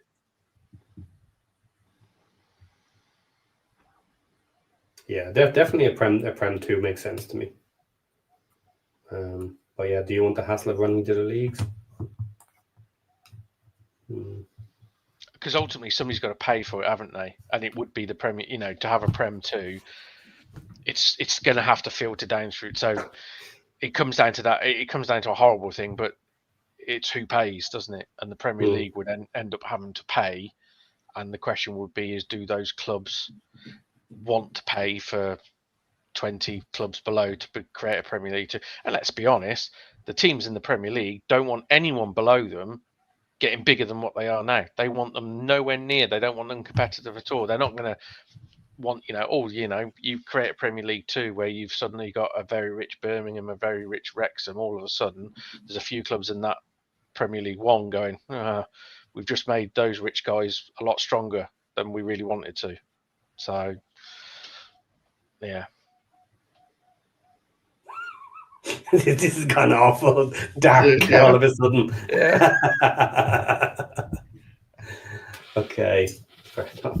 Do we want to move on to a slightly different topic of a similar vein? Have we done enough on this one? Is it more cheery? No. Yes. Let's see. We'll certainly have more fun with it. Anyway, let's do this. Okay, very quickly. I've got 2 left, so let's do this one just a little bit faster. The update on the 2 league matches that were allowed to play outside their home countries. So let me pull it up here. History. Here we go. Okay, so we spoke about this before, John, but I'll just give a quick overview here again for those that forgot. In early October 2025, UEFA made headlines by reluctantly approving 2 European domestic league matches to be staged abroad for the first time in history. Despite its long-standing opposition to the practice, the decision came amid regulatory ambiguities at FIFA's level and following a landmark April 25 settlement between US promoter Relevant Sports and US Soccer, which challenged FIFA's ban on such games under antitrust laws.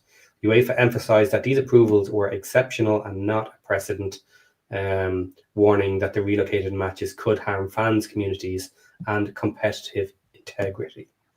Okay, so the 2 matches approved were in La Liga. Barcelona versus Villarreal was scheduled for December 25 in Miami, USA. A neutral site game aims to tap into the lucrative US market. Okay, La Liga president Javier Tebas pushing for it as a way to globalize the league and compete with revenue giants like the Premier League. Barcelona stands to benefit financially, but critics argue it undermines the home aspect of domestic football. The other one then was from Serie A, AC Milan versus Como. That was set for February 2026 in Perth, Australia. Serie A promoters see this as an opportunity to expand Italian football reach in the Asian Pacific region, drawing parallels to the NBA and NFL international games. However, it has sparked backlash over travel fatigue for players and lost revenue for Italian venues. Okay. The update then. The cancellation. La Liga's Barcelona versus Villarreal in Miami was cancelled on October 21st, less than 2 weeks after the initial announcement. We've already said about the plan. Reasons for the cancellation: backlash from players and unions. Spanish Players Association, AFE, organized a symbolic 15-second delay at the start of all La Liga matches the weekend before the announcement. That's the announcement of a cancellation, protesting the lack of transparency, dialogue, and coherence. Barcelona's Frankie de Jong called it not good for the players due to travel fatigue, while coach Hansi Flick expressed squad unhappiness. Club and fan opposition. Villarreal accused La Liga of a complete lack of respect for poor communication and timing because they announced it during the Champions League loss to Man City. Okay. logistics and financial issues. Promoters relevant cited insufficient time to organise amid uncertainty in Spain, including unresolved ticket sales and unclear revenue splits. Barcelona expected payments from takeoff, while Villarreal claimed none. I'm not quite sure that's wording is correct. The Barcelona manager, whoever it was, said they would be making money from the moment they took off, which is not quite the same thing, the wording of it, but it's kind of irrelevant. It was difficult to get all the parties together, even though it had been agreed for the extra money. So one of them has been cancelled, the other is still going ahead. Had you heard of the 15-second delay of the matches, which was really interesting because every single match did it? I was unaware of it. Okay, so also what got them in trouble is stories came out immediately afterwards stating that La Liga told the TV broadcasters not to show the delay of the 15 seconds, that they were to go to the crowds or whatever and not to actually show it. So basically, I think it was the captains of all the teams were contacted, and they got agreement very quickly among all the teams that they would do a protest. Very simple protest. The ref blows his whistle and all the players just stand there for 15 seconds. No one touches the ball. And they did it for every match, which I think is fantastic. If you actually want to make a statement and have issues with your league or rules or whatever else, that's the way to do it for me. Is because it's very simple to go from 15 seconds to 30 seconds, to a minute, and all the matches doing it, it would very clearly show that there's issues at hand that need to be resolved. But I think it was pretty good for this. And only a couple of days later, the announcement came out that it was cancelled. It may have already been cancelled before that happened, but also they should have been aware that it was happening, because it would have been out there that this is what the teams are doing a couple of days beforehand. So who knows exactly how much that one thing actually affected, but it did show that they were unhappy about it. So what do we think? International matches, when are we going to start doing them in the EFL? Over my dead body. You don't have to go. Aaron would like to go to a match at home, wouldn't you? Yeah, sure. Wrexham, Birmingham, and Indianapolis. Let's do it. Yeah. No, I'll go support Warsaw instead if that happened. I don't. I just don't know if it'll actually happen. In the EFL, at least, I don't think it'll actually happen. I think eventually the Prim probably gets to a point where they do it. Here's the problem: here's the argument that the owners are going to have against the players. Players complain about, the travel, and they can't, being overworked, whatever the hell they used. But if I was an owner, I'm like, okay, well then you'll happily not go to your nation when they call you up for, when you're playing. I mean, just think for us, we've got Kakache plays in New Zealand. And that's a lot of travel. And it's a quick turnaround. It's a week. You know what I mean? Well, 2, I guess. But you know what I mean? I mean, that's a quick turnaround. And he plays 2 games and then has to come back. I mean, he's flying halfway across the world. And, in the Prim and all these other, I mean, almost every player on the team is doing something like that. Or, maybe not quite that far, but you get a lot of that. So that argument is only going to get them so far. I just think I think eventually it's just something that's going to happen. It's all about money. It's creative ways to create money, and it may not happen, in the next 5 years, but I can imagine the Prim's not playing a league game in New York City or LA within the next 10. I just can see it happening. I mean, it's just, that's the thing. Like, the world has gotten so small, And I understand, like John, don't take me the wrong way. I'm not advocating for it. I just see it happening. Like I don't. I think it'll be so lucrative that you almost can't not do it. I think you're going to have to be very brave owners to do it, because the backlash from the home fans, there isn't any, to my knowledge, there isn't any local UK-based fans that would accept it at any football club. So instantly, if your owner, or the owners, shall I say, agree to something like this, then you've got some bridges to mend. And in some cases, fans will never mend that bridge if they were to do it. I totally get the whole financial thing, but my flip argument to that would be Premier League teams are rich enough already. Is it worth the extra revenue to have to go through that pain? I mean, we saw like what the Super League. I mean, you saw the fan backlash for the European Super League. Yeah.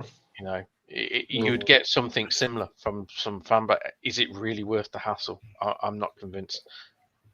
Here's where I think it might be worth it, and why it's probably not relevant at the moment, is we discussed earlier about the idea of streaming your own matches. If it was deemed that the streaming element of a special match would generate a lot of revenue, then I could see the massive benefit for everybody, because the streaming rights are coming into all teams at the same time.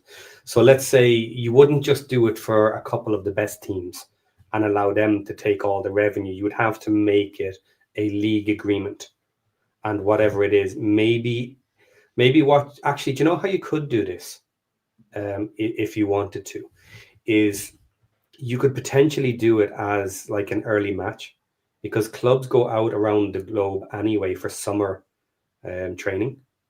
You could potentially have it like a week earlier than the home start, and you could have one match where all the teams travel to different areas of the globe and have a special event with all these teams playing. So you get two teams, 10 different regions, and they play each other, and it's counted as part of the league, which is essentially your last year's team.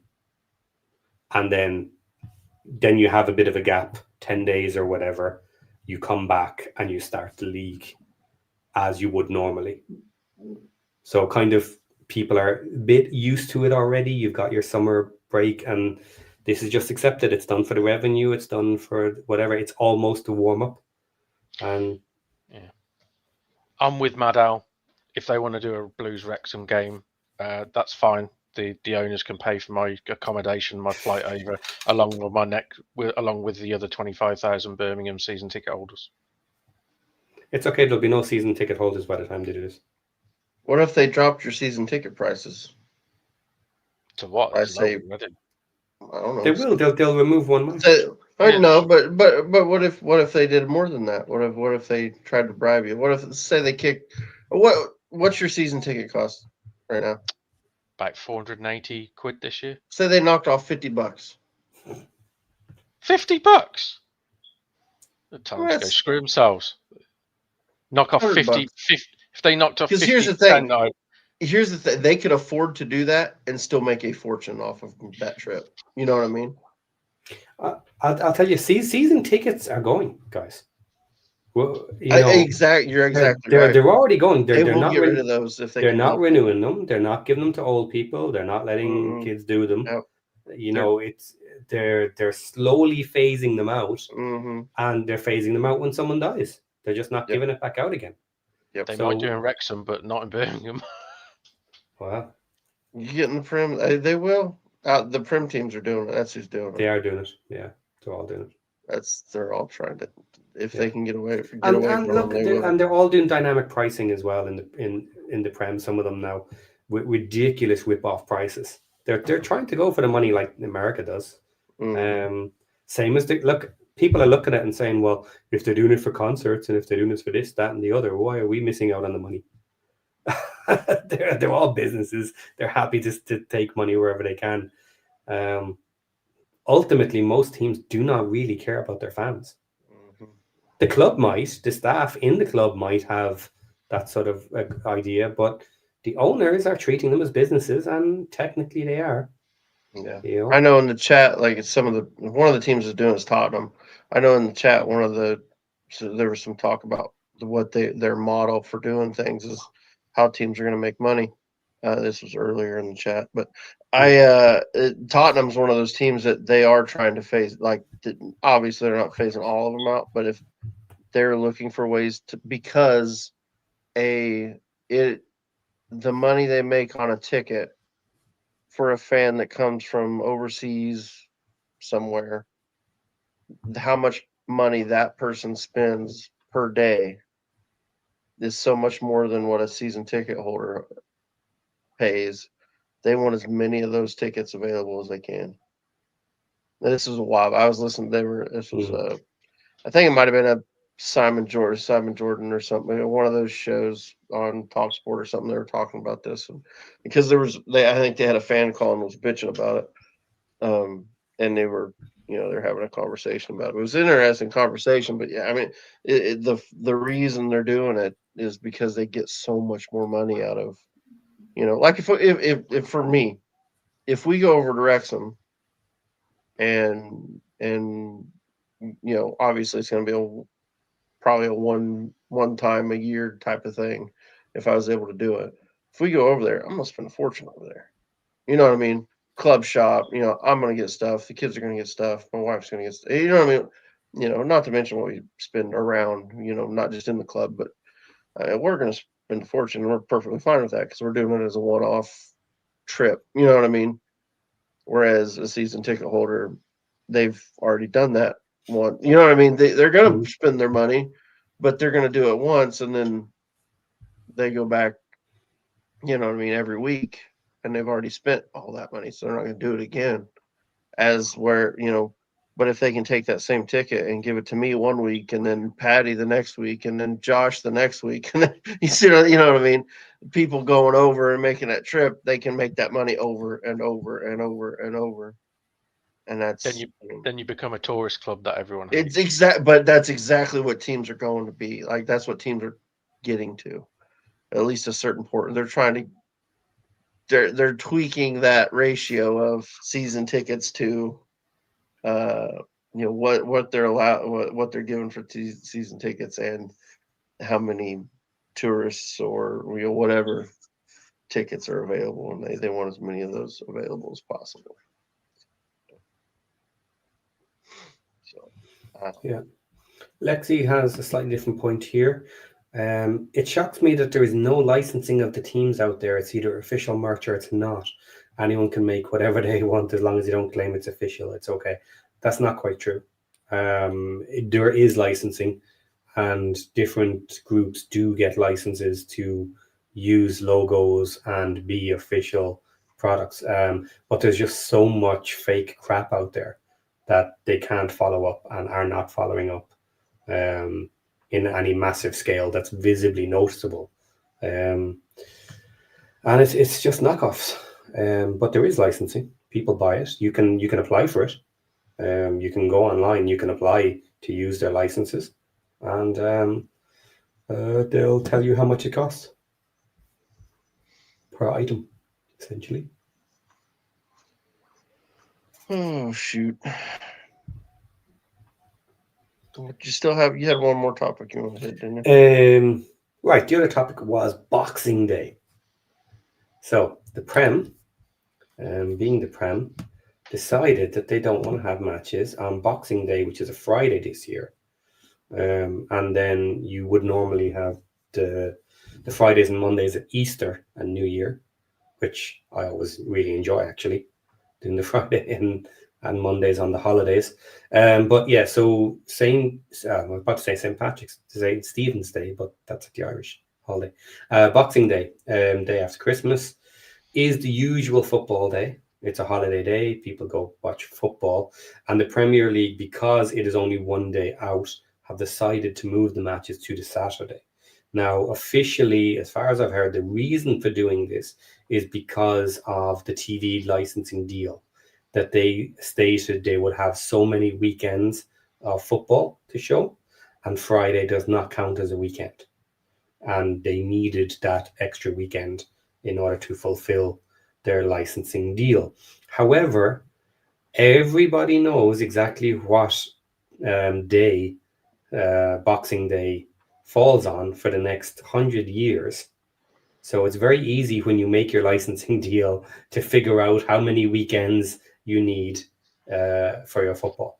So I don't think they weren't aware of this, and I don't think they weren't happy to just swap it to a Saturday. But that's what they were kind of saying. So thoughts on that, moving it to a Saturday? Jan? Utter crap. There you go. Fucking bullshit's what it is. Yeah. More to the point, I think our fixture on Boxing Day has been moved for TV because there's no Premier League.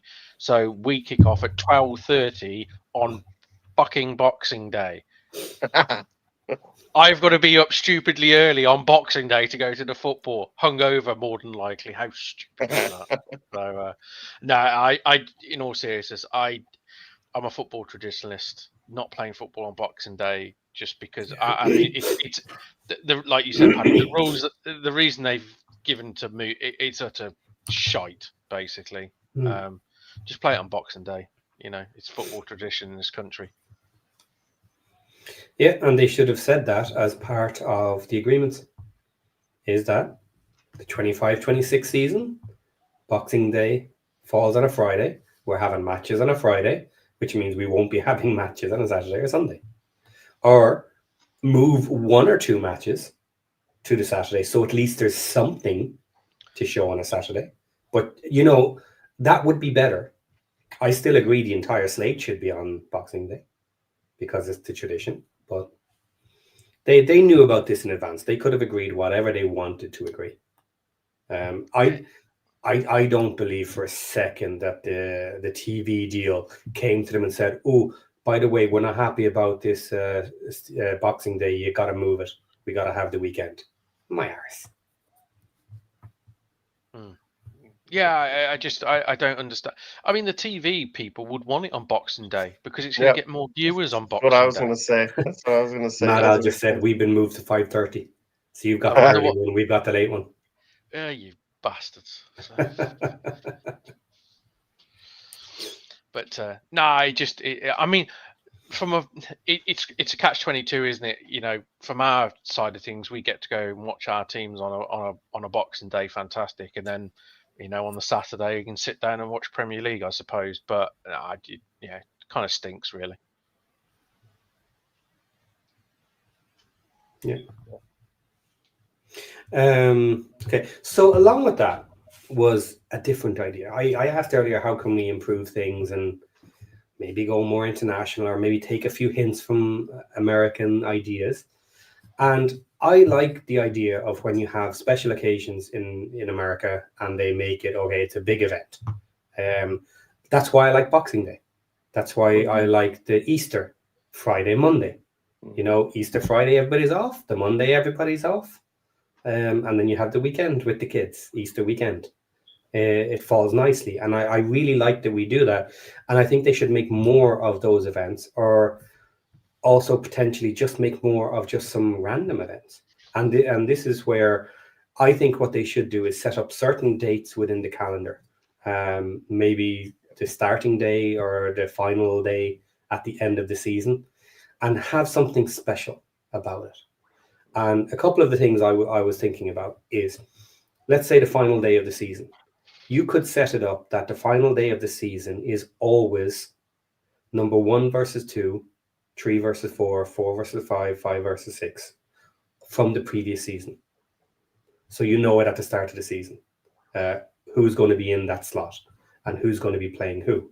Now, the reason I would set up the final day like that is the likelihood of having a top-end team playing a top-end team challenging to win the league on the final day would be really interesting.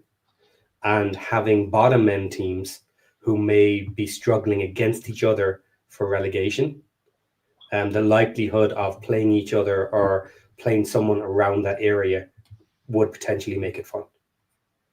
So that might be for the final day, and maybe something for the opening day is you could do top versus bottom.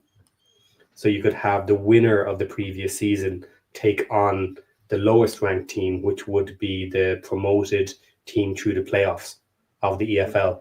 So you've been promoted in the last position. Congratulations, you get the top team.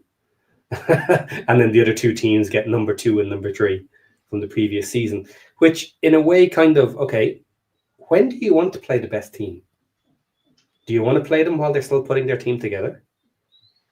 Do you want to get it out of the way? You're expected to lose to them anyway. What harm if you lose to the best team on the opening day? Or does that take away the idea of having a surprise on day one and the new team's getting a win? What do you think? Other ideas? I got an idea. Similar? Go on.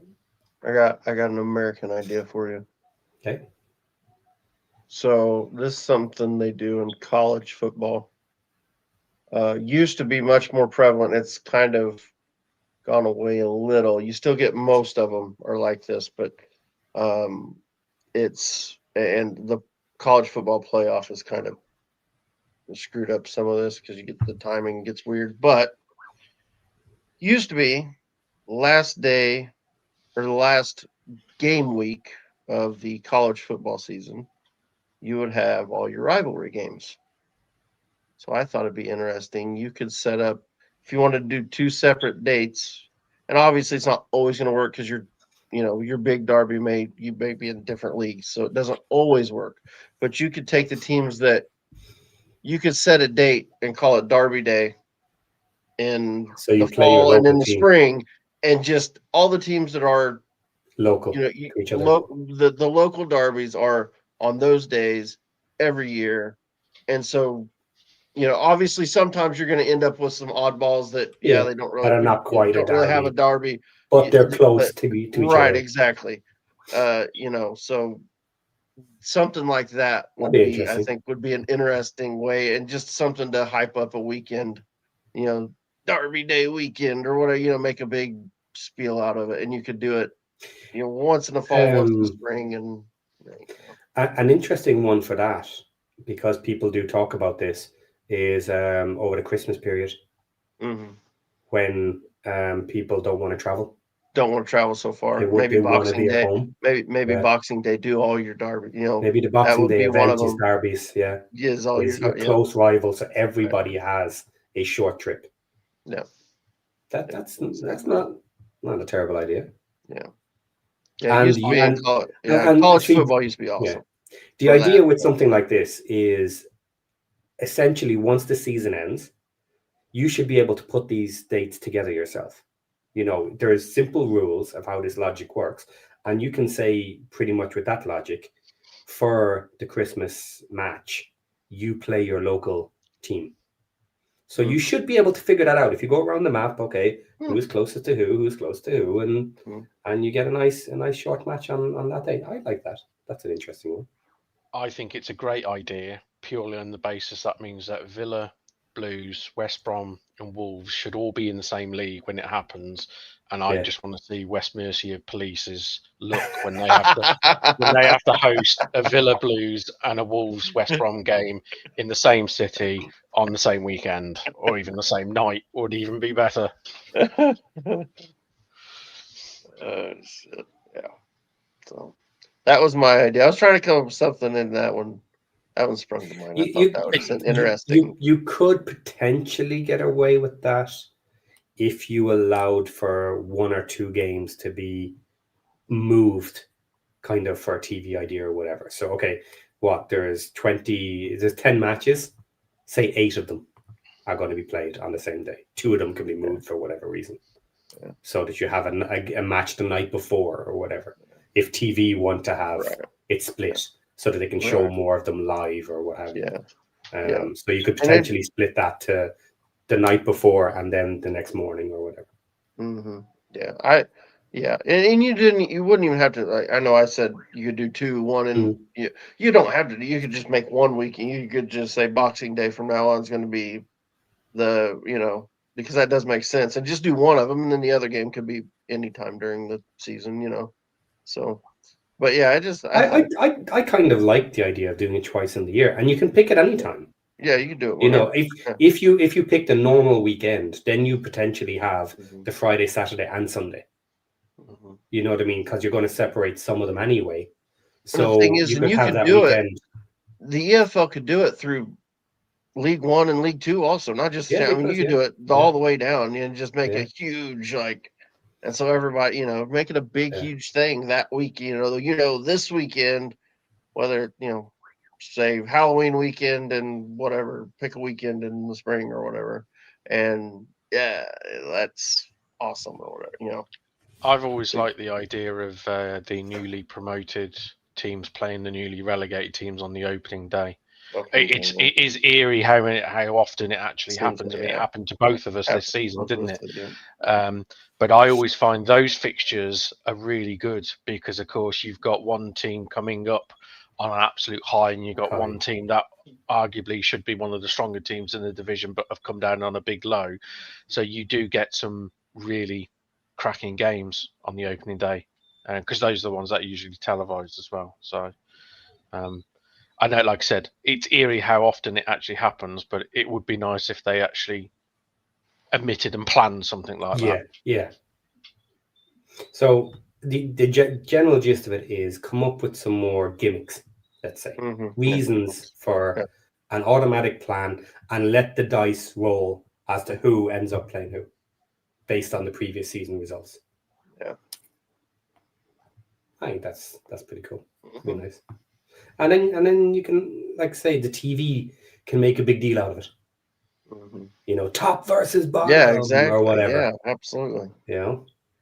Make a big deal of it, and yeah. Maybe because it seemed like, am I wrong, John? Aren't there randomly, occasionally they'll have a weekend where they'll do away with the 3:00 rule where they can't show games or whatever? I believe it's opening weekend, and opening weekend is it's sort of blinkered. I think, like you said, Paddy, international breaks for League One and League Two. 3:00 are, I think, are televised then. And I think, is it last game of the season? Even though they do move the fixtures around on last day, because last day Championship are always first. So last game of the season, Championship are all 12:30 kickoff. But I think League One and League Two all kick off at 3:00. And that's usually, I think, the blackout is removed from there. I think so. Chris, call you out, Chris. We don't need gimmicks, just good old football. It's not gimmicks, it's marketing. Chris sounds like a man after my own heart.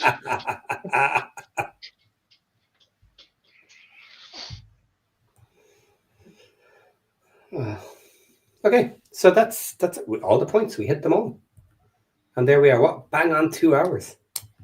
How did we get to 3 hours last week? We must have been talking talking all sorts of nonsense. I like you guys said, it might have been before we went live. I was holding you back, apparently. I hold you guys back. I'm sorry. If I was if you're big enough to admit it, it happens. Happens. Oh shoot! Oh. Go on, Matt. Matt wants to ask more questions. Go. Hit it. Go. Quick. While I think about my on that bombshell, because I haven't got one right now. Oh, I had another thought, and this just reminded me. An earlier Matt White. Good example. NBA plays games from noon to midnight Christmas Day. Okay, pretty good. A different thought I did have that I almost forgot about is some weekend for whatever kind of special event. Why don't you do the same thing? Stagger the matches. So, and there's too many matches maybe to stagger them a full 2 hours, but you could do it a half. So you could do like a 12:00 start, 1:00, 2, 3, 4, 5, 6. the EFL did something like that a few years back for the championship, where they had like, I can't remember how many games. It was like X amount of live games in the period of like 5 days or something, or 7 days. It was something daft where basically you had like, during the weekend you just had like wall to wall EFL Yeah. fixtures where it was like you Back-to-back had matches. you had one at 12, one at 3, one at 12, one at 5, one at 7, or something like that. And it was the same the next day.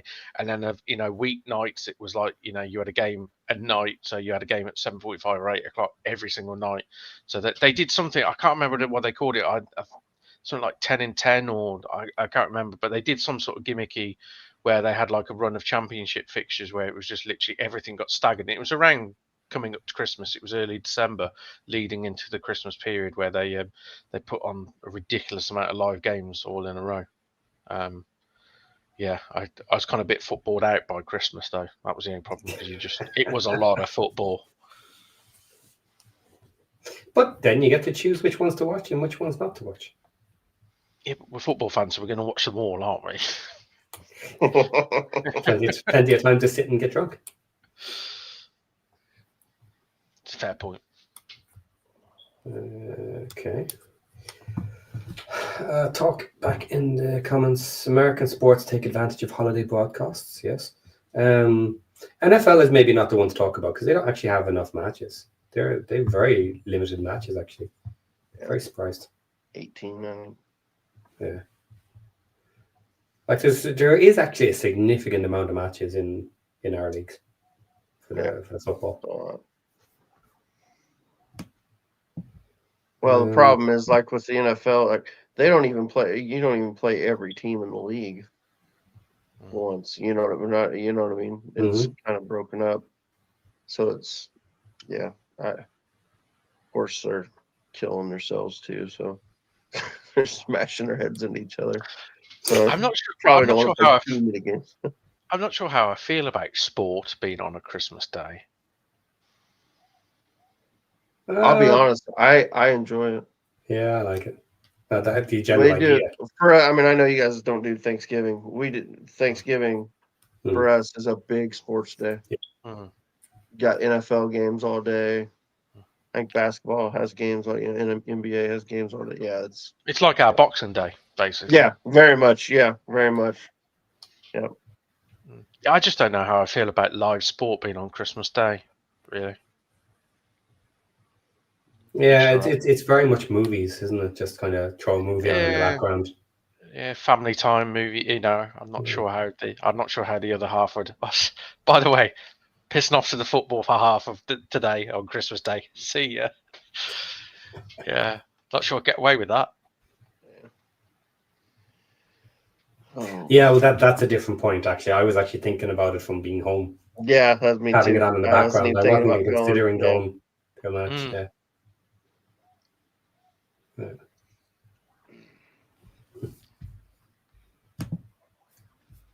Okay, guys, I think we are done for this week, are we? Anyone have a bombshell? Apparently, I'm the worst deer hunter in the world. And on that bombshell. And that bombshell, we are out of here, guys. We will see you soon with football next time, maybe. Take care. Bye-bye.